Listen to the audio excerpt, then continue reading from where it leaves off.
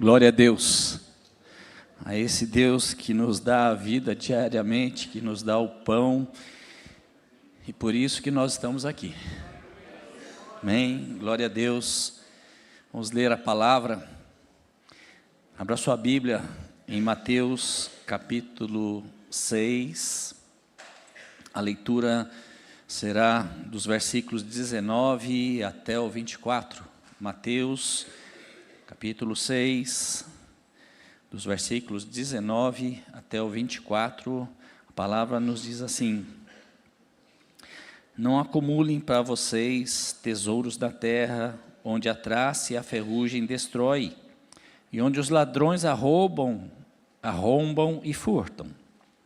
Mas acumulem para vocês tesouros no céu, onde a traça e a ferrugem não destroem, e onde os ladrões não arrombam nem furtam.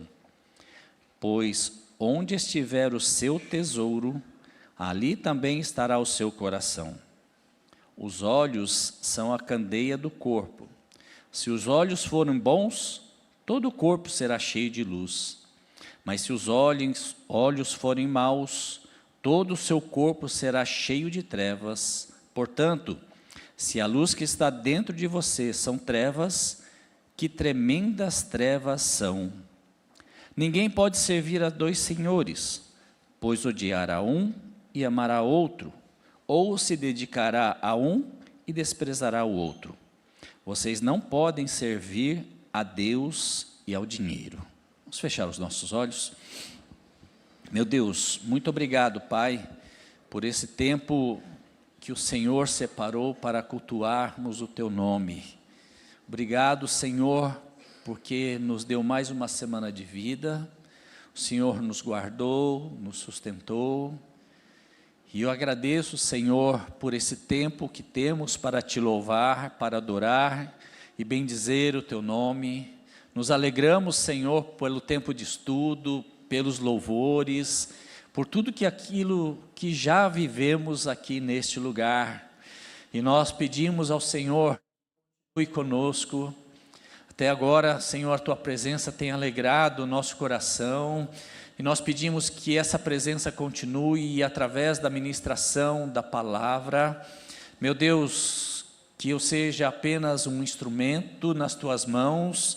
Aqui está tudo que foi preparado, Senhor, para falar, mas que não sejam apenas palavras. Palavras não vão alcançar o coração, mas a bênção e a presença, a direção do Teu Espírito Santo, e isso sim, pode fazer a diferença na vida de cada um que está aqui, e de cada um que vai ouvir a Tua palavra. Que Teu Espírito Santo esteja sobre a minha vida, e também na vida de cada um que está aqui, e está participando do culto online, e que em algum momento ainda pode assistir essa palavra, que sejam tocados pelo poder do Espírito Santo de Deus, e esse poder possa trazer reflexão, quebrantamento e transformação na nossa vida, em nome de Jesus, amém, glória a Deus. Pode se sentar, irmãos.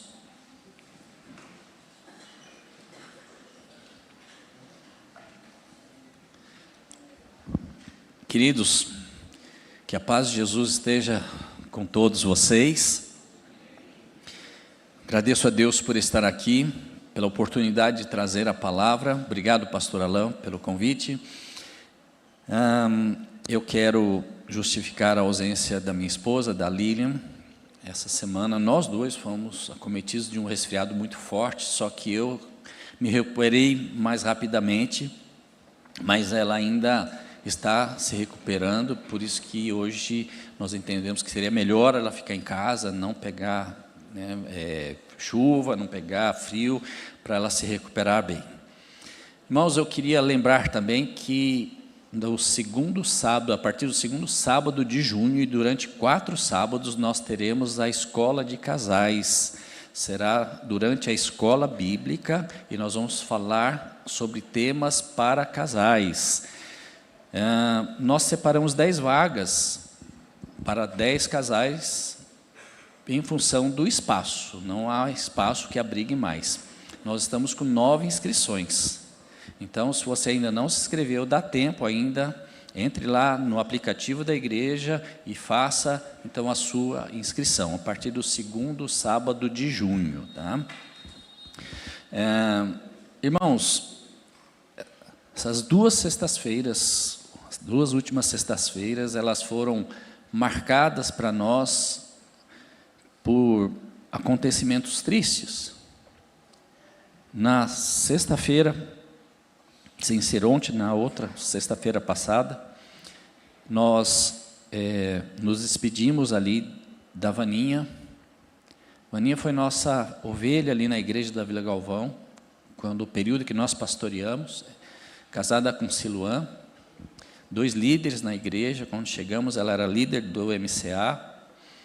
A Vaninha, com 36 anos, a filha mais nova, a Isadora, nasceu com um problema bem complexo, passou por uma cirurgia logo que nasceu, os médicos não conseguiram corrigir o problema, depois de bastante tempo, passou pela 2ª cirurgia, não resolveram o problema.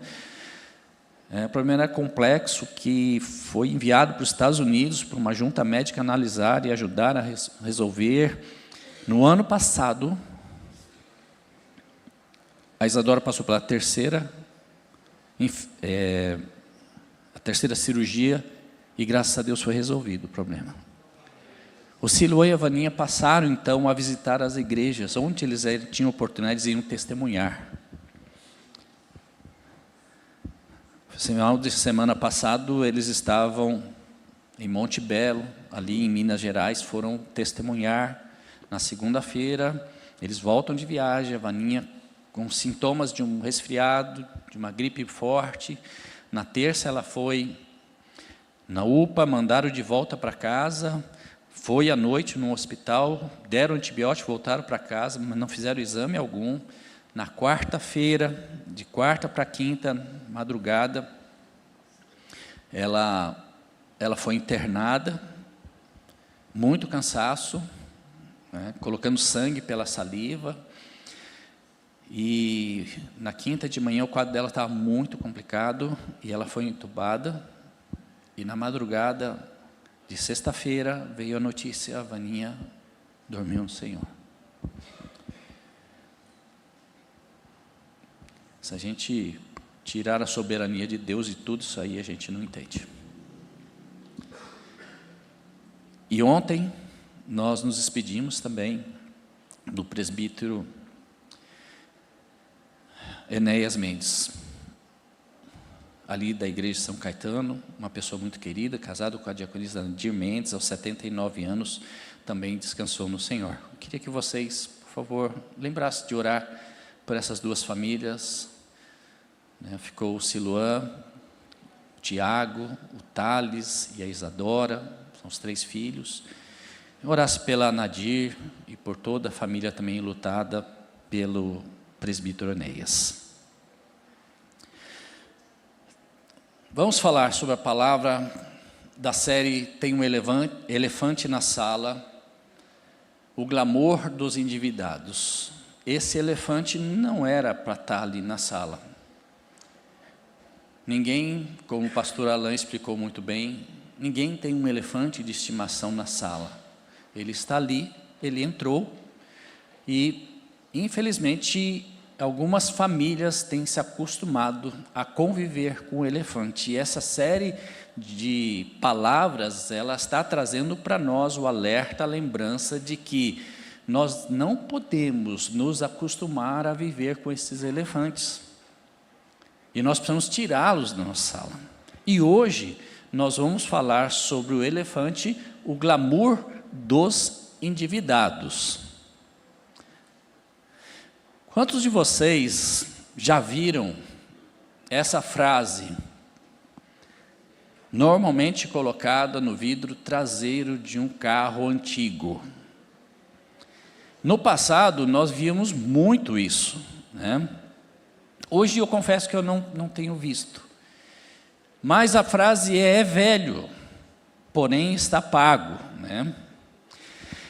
Era uma espécie de provocação aos proprietários de veículos novos, né, veículos 0 quilômetro, né, porém que estavam financiados. E ele está buscando assim falar, né, com essa frase de que muitas vezes a pessoa está andando no carro novo, mas as parcelas estão atrasadas, o orçamento familiar está sacrificado para manter uma aparência de prosperidade, né? Então, é um contraponto, essa frase aí é um contraponto à necessidade de ostentar que é bem-sucedido, né? Então, é importante o tema, para facilitar o nosso entendimento, a gente compreender esse tema. O que quer dizer o glamour dos endividados, né? Ele se aplica às pessoas que vivem uma aparência de prosperidade, de luxo, de ostentação, mas por trás, nos bastidores, onde as pessoas não enxergam, está ali dívidas e a escravidão financeira, resultando em crises familiares. Esse é o glamour. Pessoas que exibem felicidade, mas escondem os boletos, escondem as faturas atrasadas, escondem as parcelas não pagas. Fotos felizes nas redes sociais, mas dentro de casa, a crise está pegando forte. Esse é o elefante de hoje. A aparência versus a realidade. Para a gente iniciar essa reflexão, é importante nós colocarmos as coisas nos devidos lugares e dar os devidos valores a elas. E a gente começa a organizar, então, falando sobre as palavras de Paulo em 1 Timóteo, capítulo 6, versículo 10. A importante compreensão desse texto, quando ele diz assim: porque o amor ao dinheiro é a raiz de todos os males. O apóstolo Paulo, ele deixa claro que o problema não é o dinheiro. Se a gente exclui aí a palavrinha amor, nós deixaríamos o texto assim: porque o dinheiro é a raiz de todos os males. Mas ele ressalta, o apóstolo Paulo ressalta aqui, que o problema não é o dinheiro, mas é o apego ao dinheiro, a forma como nós nos relacionamos com ele, a forma como nós colocamos então o nosso coração nas riquezas. O problema está aí. É importante essa compreensão, porque dessa forma nós não demonizamos o dinheiro, como se o dinheiro fosse o mal todo. Não, o problema não é o dinheiro. O problema é o amor ao dinheiro. E da mesma forma, a gente organizando esse tema, esse texto, né, para o nosso dia, a gente não coloca a culpa em quem possui bens ou prosperou financeiramente. É muito diferente prosperar financeiramente, ter bens, ter riquezas e ter amor às riquezas. É isso que Paulo deixou claro. Com isso, a gente entende que a Bíblia, ela não condena ser rico. Não condena ter carro novo, se vestir bem, viver com conforto, né? Mesmo porque nós temos relacionados na Bíblia vários personagens que foram ricos. Abraão foi rico, Jó foi rico, Salomão foi rico, e eles eram homens tementes a Deus, servos de Deus. Então, não há problema ser cristão e ter dinheiro, ter posse, ser rico, não há problema nenhum. Mas o problema começa quando aquilo que Deus nos deu, aquilo que nós possuímos, passa a dominar a nossa vida, passa a dominar o nosso coração. Aí começa a ser um problema. O problema começa quando o dinheiro deixa de ser uma utilidade, deixa de nos servir para se tornar o Senhor da nossa vida. Estão entendendo a complexidade dessa nossa relação com o dinheiro? É inegável que o momento que nós passamos na economia do país está marcado pelo alto nível de endividamento. Isso é, nós reconhecemos, entendemos, vemos nos noticiários, né? Grande parte da população está endividada. E nós não podemos falar que isso atinge somente a classe mais pobre. Mas o endividamento, ele alcança todas as classes sociais. Pobres, ricos. Aí eu trouxe aqui algumas marcas do endividamento. Dia 24 de abril saiu uma matéria no portal UOL, e aí ele fala sobre o endividamento das famílias, que o brasileiro nunca teve tantas dívidas. 80,4% das famílias brasileiras tinham dívidas em aberto, 29,6% tinham dívidas atrasadas e 12,3% não conseguiram pagar as dívidas em atraso. E ali está o perfil das dívidas. E o que mais nos preocupa é que maior endividamento da população está em dívidas com cartão de crédito. Em torno de 85% está com dívida no cartão de crédito. Dos endividados, a maior parte é no cartão de crédito. Eu ouso dizer que é a dívida mais cara que existe, em torno de 350% ao ano. Né? E aí ele vai distribuindo todos os perfis ali. E o também que nos chama a atenção são as bets, que já foi falado aqui, no elefante dos vícios, né? Que também contribui para o endividamento. O padrão sugere que o deslocamento de recursos de atividades produtivas e da poupança de longo prazo, transferido então para apostas e retorno esperado negativo, ou seja, as pessoas estão se endividando porque estão gastando dinheiro com as bets, com as apostas online. Bem, nós também, e aí o governo preocupado lançou o programa Desenrola 2.0, exatamente para resolver o problema do endividamento da população. Bom,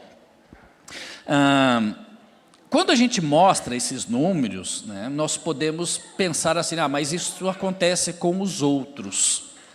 Né? Com crente isso não acontece. Bem, nos encontros de casais que eu e a Lília temos ministrado, a gente tem usado alguns recursos da tecnologia para nós conseguirmos coletar informações do público, dos participantes, né, dos casais participantes do encontro, e eles mandam essas informações em tempo real para nós, e a gente consegue, então, receber essas informações e fazer uma abordagem mais específica, mais assertiva, e agora a gente está falando sobre o tema finanças, quando nós ministramos isso, né? Então, aqui, presta atenção aqui, nesse resultado, esse recurso chama nuvem de palavra, tá?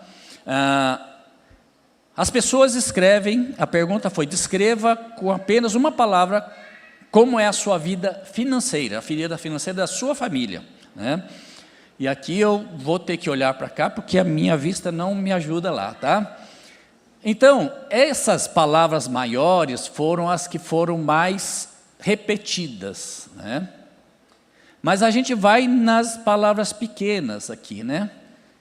Então, esse grupo definiu assim, né? Algumas respostas foram assim, minha vida financeira é ruim, é desorganizada, e aí tem aqui, socorro, Jeová, né? Outros falam que é instável, né? Só pela fé, está melhorando, está encaminhada, né? E aqui a misericórdia, né? E aí também começa a dar ideia para nós, né, de como é esse grupo. E também a gente faz 3 perguntas. A sua família está com as finanças bem ajustadas, né? Com ganhos maiores do que os gastos, a família está equilibrada, está ali no 0 a 0, quanto ganho, quanto gasta, está equilibradinho, né? Mas tem que ter atenção para não cair, e a família está em crise financeira com os ganhos menores do que os gastos. Vamos ver o resultado, né? Nesse encontro aqui, 49%, ou seja, 25 participantes, eles disseram que as finanças estão equilibradas, porém no limite com gastos iguais aos ganhos. 13 pessoas, disseram que as finanças, 25%, que as finanças estão bem ajustadas, e 25% falaram assim, nós estamos em crise, nossos ganhos estão menores do que os gastos. Em um outro encontro, eles responderam, 52%, aqui arredondando, falam que as finanças estão equilibradas. 29% que estão bem ajustadas, né, com ganhos maiores do que os gastos, e 18,5% falaram que estão em crise. Os números, irmãos, são bem próximos, né? São grupos diferentes, mas são parecidos. Bem, e aí veio mais uma pergunta, né? Que aqui está um gráfico comparativo, e aí vem mais uma pergunta. Vocês discutem ou brigam por questões financeiras? A resposta foi, 45% desse grupo falou assim, sim, ok? Nós brigamos ou discutimos por questões financeiras. Aí a gente traz esses números, irmãos, exatamente para dizer assim, nós somos cristãos, mas nós estamos sujeitos ao endividamento, né? Então, o que nós queremos também organizar a nossa palavra nessa manhã é que existem famílias que estão endividadas, né, por causa de situações imprevistas, como enfermidades, como acidentes, como um desemprego inesperado, e por incrível que pareça, até por golpes financeiros que sofreram. Ontem alguém comentou comigo que o pai tem uma ação na justiça, e ele está esperando ganhar essa ação, e alguém escreveu para ele no WhatsApp com a foto da advogada dele, falando assim, você ganhou sua ação, me manda R$2.500 para eu pagar a taxa e liberar o dinheiro para você. Ele foi, na hora, feliz da vida, mandou R$2.500. Caíram num golpe por inocência. As pessoas estão se endividando. Mas o nosso foco aqui, organizando, então o nosso foco é falar apenas sobre os endividados pelo glamour, que está causando problemas nas famílias. As famílias estão brigando, estão discutindo por causa das questões financeiras. Vamos falar algumas causas que levam ao glamour do endividamento. Primeiro, se a gente não fosse falar sobre a questão do glamour, fosse só sobre o endividamento, a gente começaria falando possivelmente assim, você precisa fazer o orçamento financeiro, primeira coisa. Mas para quem vive o glamour do endividamento, o orçamento familiar, orçamento financeiro familiar, é uma barreira, é um problema para o glamour. A pessoa não vai fazer, porque ela vai descobrir que tem muita coisa errada e ela vai ter que mudar. Então ela não faz. Então a gente não vai falar sobre isso agora. A gente vai falar sobre outros temas que levam ao endividamento, ao glamour do endividamento. Primeiro a gente trabalha sobre a busca por status e aparência, né? É inegável que nós vivemos uma época marcada pela comparação constante. A gente vive uma sociedade que nos pressiona assim, você está sendo comparado, né? As pessoas com isso estão sendo pressionadas a transformar a sua vida privada em uma vitrine pública, né? E dessa forma, nessa vitrine pública, vão expondo então as conquistas, os bens, as viagens, as experiências para serem vistas, admiradas e reconhecidas. E muitos estão adotando, assumindo nessa vitrine como uma condição para ser feliz. Eu sou feliz se a minha vitrine for legal. Nós estamos inseridos também na cultura da performance. Precisamos ser os melhores. Nós precisamos ser os mais felizes, os mais realizados, os mais completos. Cada vez mais cresce a necessidade de aprovação e reconhecimento. Nós vivemos uma sociedade assim, olha, para você ser feliz, você precisa ser aprovado, né? Você precisa ser reconhecido, né? O grande problema é que isso leva as pessoas a construir sua identidade, não aquilo que elas realmente são, mas naquilo que possui. Eu não sou aquilo que Deus me criou para ser, mas eu me transformo naquilo que eu possuo. E esse impulso leva as pessoas a adquirirem cada vez mais, buscando então o status, buscando então o glamour. O valor da pessoa passou a ser medido não por aquilo que ela é, mas por aquilo que ela tem. Pelo carro que dirige, pela roupa que veste, pelo celular que usa, pelo padrão de vida que consegue exibir. Eu repito, irmãos, não há problema nenhum em nenhum desses itens que eu falei em ter isso. O que nós estamos falando aqui é assim, como está o teu coração em relação a isso? E nessa busca desenfreada pelo glamour, muitos acabam sacrificando sua vida financeira para sustentar a aparência. E aqui a gente vai lá para Eclesiastes 4, versículo 4, que ele trata esse assunto dessa busca desenfreada pela aparência, correr atrás das coisas, quando ele diz assim, Eclesiastes 4 e verso 4, diz assim, também descobri, porque as pessoas se esforçam tanto para ter sucesso no seu trabalho, é porque elas querem ser mais do que os outros, mas tudo é ilusão, é tudo como correr atrás do vento. Salomão está dizendo aqui na sua sabedoria, que existe gente trabalhando, correndo e se desgastando. Até aqui tudo bem, isso faz parte do trabalho. Mas ele está ressaltando que não estão fazendo isso por necessidade, mas eles estão fazendo isso buscando a comparação, impressionar e para parecer que é melhor do que os outros. Aí que está o problema. Salomão está abordando de uma forma muito clara. Olha, quem está vivendo dessa forma, a palavra fala que você está apenas correndo atrás do vento. E o fim dessa corrida é apenas cansaço, ansiedade e escravidão financeira.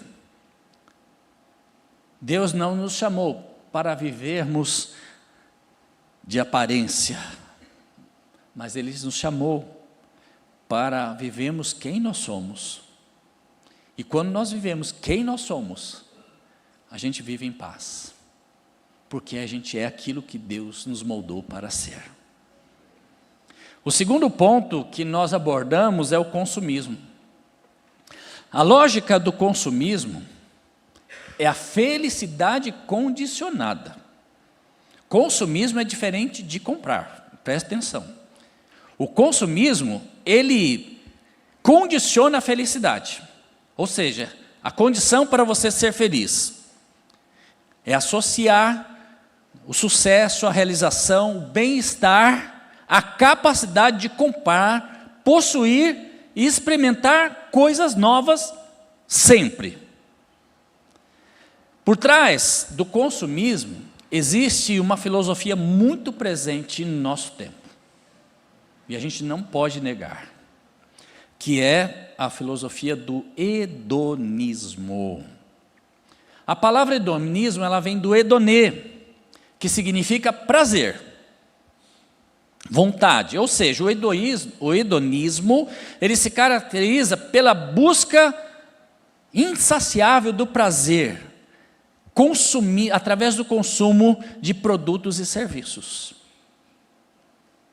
Eu compro cada vez mais e eu nunca estou contente, e eu não consigo parar de comprar, porque o hedonismo diz assim, você vive uma busca incessante por comprar, por ostentar. A prática do consumo cria o ciclo da insatisfação. O consumo, ele forma um ciclo que é assim, começa a comprar para se sentir bem, e essa compra aqui, ela promove a felicidade e a satisfação, legal, porém, essa compra, esse prazer aqui, ele dura pouco, a novidade empolga, mas logo o prazer vem, passa e vem o vazio, e aí, o que acontece? Logo em seguida, surge um novo desejo. O coração se compara, inventa necessidades e deseja o próximo, comprar. E aí vem então, começa uma nova busca. A busca recomeça, o ciclo se repete, nunca trazendo a verdadeira satisfação. Então esse é um ciclo que nunca termina. Comprar, se satisfaz, acabou a satisfação, quero comprar de novo, vou encontrar alguma coisa que vai me satisfazer. O consumismo hedonista produz dependência de ser feliz somente comprando. Por isso Salomão afirma em Eclesiastes 5:10, quem ama o dinheiro, jamais dele se farta. Quem ama a abundância nunca se farta da renda. Isso é o hedonismo. Nunca está satisfeito com nada, sempre quer mais. O coração que busca a satisfação nas coisas materiais, jamais descansa. Porque sempre vai existir um novo desejo, uma nova comparação e uma necessidade criada. O consumismo alimenta um vazio emocional, alimenta um buraco financeiro que nunca consegue preencher. O hedonismo, que alimenta o consumismo, ele não vê limites. Ele não vê o limite do endividamento, do comprometimento da renda familiar, ele não vê. Ele quer comprar para alimentar o glamour. Mas o glamour endividado. Terceiro, a relação com o dinheiro. Ou seja, aquele texto que lemos inicialmente, o amor ao dinheiro. O tipo de relação que temos com o dinheiro revela muito sobre quem nós somos. A forma como nós encaramos aquilo que recebemos, aquilo que possuímos, aquilo que conquistamos, determina se o dinheiro é um recurso ou ele é o Senhor do nosso coração. Como nós nos relacionamos com o dinheiro, o que o dinheiro é para nós, o que os nossos bens são para nós. E aqui a gente reafirma, a gente vive uma geração que mede valor, que mede a importância, que mede o sucesso pela capacidade financeira das pessoas. E quando nós nos deixamos envolver por isso, aí a gente busca ostentação, a gente busca o glamour. De que forma? Adquirindo, mostrando, para sustentar o glamour. Por isso, muitas pessoas depositam no dinheiro sua segurança, a sua identidade, a sua confiança e, como falamos, até a sua felicidade. Por isso Jesus, ele advertiu em Mateus 6, 21, onde está o seu tesouro, ali está o quê? O seu coração. O Senhor aqui, o Senhor Jesus aqui, ele deixa claro que aquilo que nós mais valorizamos na vida acaba dominando os nossos pensamentos e a nossa vida, determinando então quais são as nossas prioridades. Quando o dinheiro ocupa o centro do coração, Deus deixa de ocupar então o primeiro lugar, e o coração passa a seguir aquilo que o está dominando, aquilo que considera verdadeiro. O verdadeiro tesouro então passa a ser o quê? O dinheiro. Onde está o seu coração, ali está o seu tesouro. A partir do momento em que o dinheiro se torna o maior tesouro e ocupa o lugar de Deus no nosso coração, a partir daí, infelizmente, as pessoas partem sem limites para a busca do glamour, para a busca da ostentação em suas rotinas diárias, nas suas decisões e até na sua vida espiritual, que começa a ser comandada então pelo novo tesouro. Por isso a palavra adverte em 1 Timóteo 6 e 9. No entanto, os que querem ficar ricos caem em tentação, caem em ciladas e em muitos desejos insensatos e nocivos, que levam os homens a mergulhar na ruína e na destruição.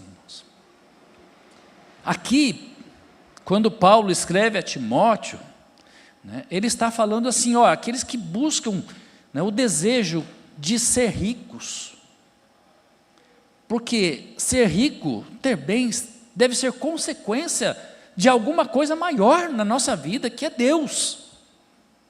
Aqui ele está trabalhando assim, aqueles que buscam para a sua vaidade, para o seu glamour, eles caem em ciladas.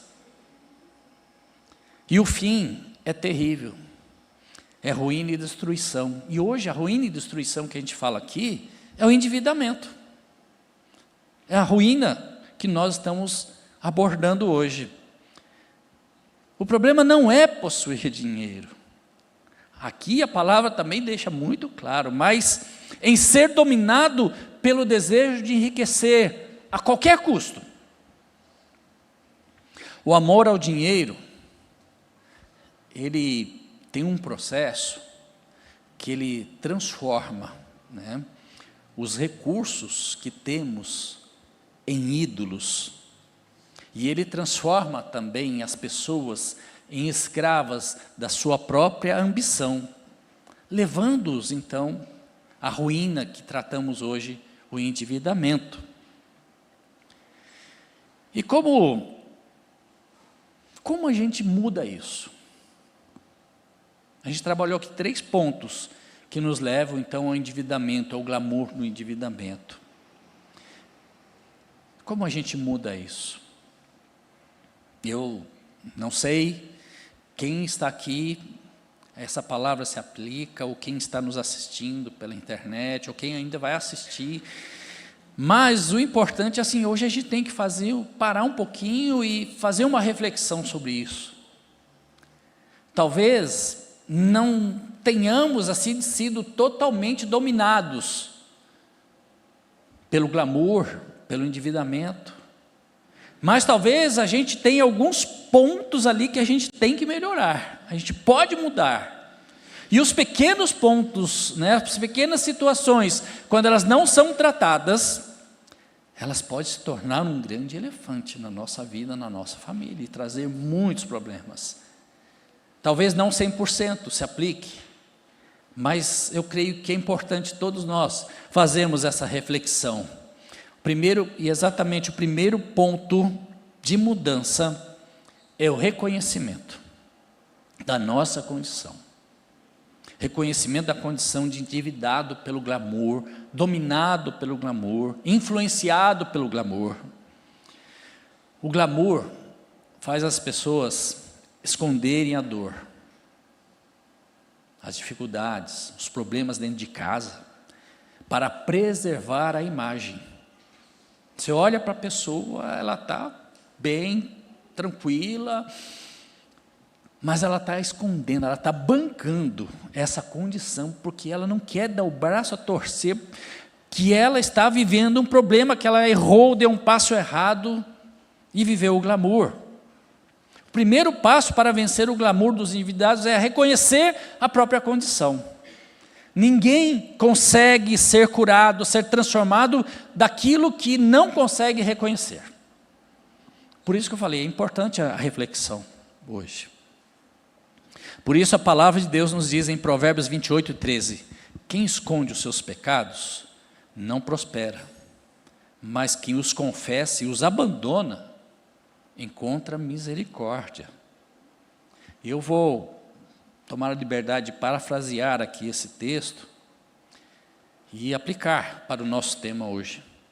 Quem esconde a condição de endividado pelo glamour não prospera e não vai alcançar misericórdia. Mas aqueles que reconhecem, alcançarão misericórdia, alcançarão o socorro de Deus para transformar. Enquanto sustentamos a aparência, a restauração, ela não começa. Hoje é tempo da gente parar, refletir, orar e vencer aquilo que nos aprisiona. Reconhecer a nossa condição, dependente do dinheiro, para começar a ser tratado por Deus. O segundo ponto, o reconhecimento da soberania de Deus. O glamour, ele traz para a pessoa a autonomia, a autossuficiência, né? E o remédio, um dos remédios que nós falamos aqui para se contrapor a isso, para curar, começa pelo reconhecimento de que tudo que nós temos e tudo que nós recebemos, possuímos, ele vem de Deus. Por isso o profeta Ageu, capítulo 2, versículo 8, ele declara assim: minha é a prata, meu é o ouro, diz o Senhor dos exércitos. Esse texto é uma poderosa declaração da soberania de Deus. Esse texto é para nós lembrarmos hoje de que todos os recursos materiais, dinheiro, riquezas, bens, pertencem ao Senhor. E Ele decide então compartilhar com a gente e nos dar alguma porção disso. O glamour dos endividados nasce quando o ser humano perde ou esquece essa compreensão e ele passa a agir como o dono absoluto da sua vida, das suas finanças. Eu sou, eu faço, eu decido. E a palavra de Deus também fala para nós que aquilo que recebemos não deve ser para ostentar a nossa vaidade, não serve para ostentação, e serve sim para glorificar ao Senhor. É isso que a palavra nos ensina. 1 Crônicas 29:14 diz assim: no entanto, o meu povo e eu, não podemos de fato te dar nada, pois tudo vem de ti, e nós somente devolvemos o que já era teu. Nesse texto aqui, Davi está apresentando as ofertas arrecadadas, recebidas para a construção do templo. E ele vê ali a abundância. E ele não traz para si o reconhecimento de que aquilo foi porque ele era um rei, porque ele é um cara bom, carismático, respeitado. Mas aqui o rei, ele diz assim, ele reconhece que nada pertence ao homem, que ele não tinha mérito nisso. porque tudo vinha de Deus. Quando reconhecemos que tudo pertence ao Senhor, deixamos de viver para impressionar as pessoas e passamos a viver para honrar a Deus. O terceiro e último, praticar o contentamento e a gratidão. O contentamento é um dos maiores antídotos contra o glamour, porque quando nós aprendemos a ser gratos a Deus por aquilo que temos, nós deixamos de viver como escravos da comparação, da aparência, da necessidade de impressionar as outras pessoas. Quando a gente pratica a gratidão a Deus, o nosso coração, a nossa mente está ocupada sempre assim, em olhar para o carro e agradecer a Deus. Deus, obrigado por esse carro. Quando eu estou fazendo isso, eu estou deixando que o meu coração seja ocupado pela gratidão, pelo reconhecimento e não pelo glamour. Quando nós aprendemos isso, nós deixamos de lado a aparência, a necessidade de impressionar as pessoas, e nós passamos a ter uma vida de gratidão a Deus. A palavra nos ensina que a verdadeira paz não está em possuir cada vez mais, mas a verdadeira paz está em aprender a viver com contentamento diante de Deus, a gratidão por tudo aquilo que Deus nos dá. E a gente se lembra do apóstolo Paulo, quando ele fala na carta aos Filipenses 4, versículos 11, ele diz assim: aprendi a viver contente em toda e qualquer situação. Contentamento. E ali, em seguida, no texto, ele vai descrevendo várias situações boas, ruins, fáceis e difíceis. E ele está dizendo assim: em todas elas, eu aprendi. Paulo não estava dizendo que ele desistiu de crescer, de prosperar, mas ele estava dizendo que a sua alegria não dependia das circunstâncias materiais. O glamour dos endividados faz a pessoa viver tentando mostrar o que não tem, mas o contentamento, a gratidão nos ensina a viver em paz com aquilo que Deus nos concedeu. Glória a Deus por isso. Glória a Deus. Eu queria finalizar essa palavra lembrando de alguns textos bíblicos. A nossa vida é feita de escolhas. Nós escolhemos, nós decidimos todos os dias. Em Lucas 16 e 13, Jesus disse no texto que lemos inicialmente: ninguém pode servir a dois senhores. Vai agradar um, desagradar outro, vai ser fiel a um, não vai ser fiel ao outro. E ali ele termina de dizer: vocês não podem seguir a Deus e a mamon, ao dinheiro. Jesus está se referindo aqui ao coração dividido. Servir. Servir ao dinheiro é se tornar escravo do dinheiro. O glamour ocupa o nosso coração. Deus é criador. Mamon, ele personifica o apego excessivo ao dinheiro, a ganância. E aí, Josué 24, no versículo 14 e 15, ele diz assim: agora temam o Senhor, e sirvam-no com integridade e fidelidade. Joguem fora os deuses dos seus antepassados, que os seus antepassados adoraram além do Eufrates e no Egito, e sirvam ao Senhor. Se, porém, não agrada a vocês servir ao Senhor, escolham hoje a quem irão servir, se aos deuses dos antepassados que serviram além do Eufrates, ou aos deuses dos amorreus, em cuja terra vocês estão vivendo. Mas eu e a minha casa decidimos servir ao Senhor. Decisão, irmãos. Escolhas. A gente tem opções. Josué está dizendo para a gente assim, ó: que o povo precisava tomar uma decisão. E hoje a gente traz essa palavra assim, é importante hoje a gente tomar uma decisão. A quem a gente quer servir? A Deus ou ao glamour? Deixar Deus dominar a nossa vida ou o glamour? E aqui, de uma forma muito clara, a palavra fala para a gente, não pode ser dividido. É exclusividade. E Gálatas 5:25, para terminar, como a gente precisa viver todos os dias para a gente tomar as melhores, fazer as melhores escolhas. Se vivemos pelo Espírito, andemos também sob a direção do Espírito. Amém? Vamos ficar em pé?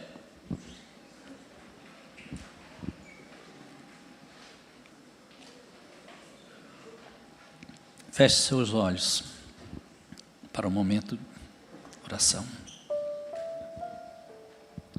Pai, o Senhor é o Deus que sonda, Deus que conhece a nossa vida, até o interior mais profundo do nosso coração, da nossa mente.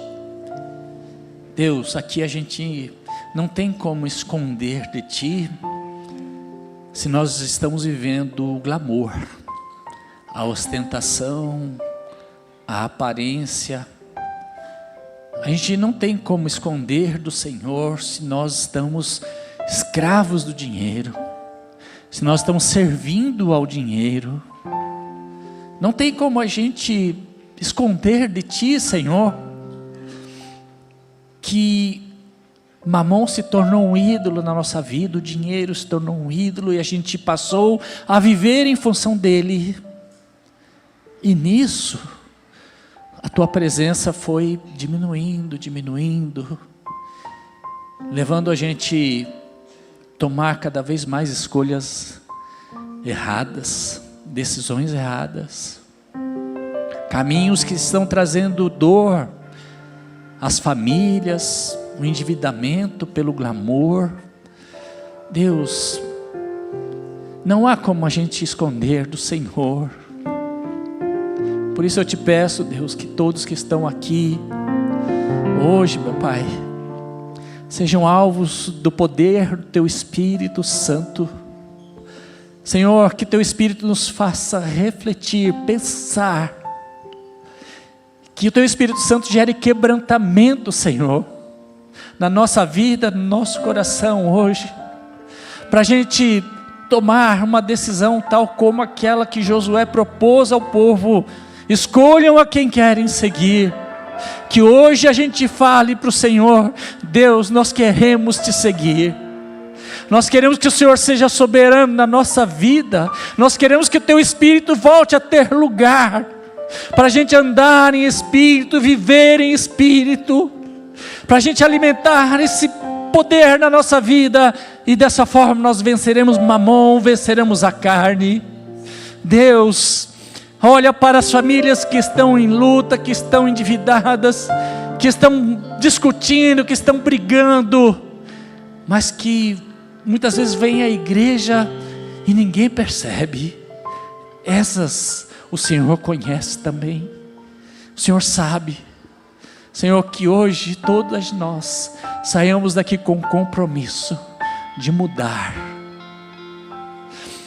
de colocar tudo diante do Senhor. Talvez não seja uma decisão fácil, não seja uma caminhada fácil, mas eu creio que o Senhor está aqui hoje para nos ajudar. A partir do momento que nós reconhecemos a nossa condição e entregarmos essa situação nas mãos do Senhor, ó Deus, o Senhor vai nos ajudar nessa caminhada. Que a gente saia daqui, Senhor, respondendo que nem Josué: porém eu e a minha casa decidimos servir ao Senhor. Aleluia, glória a Deus, glória a Deus.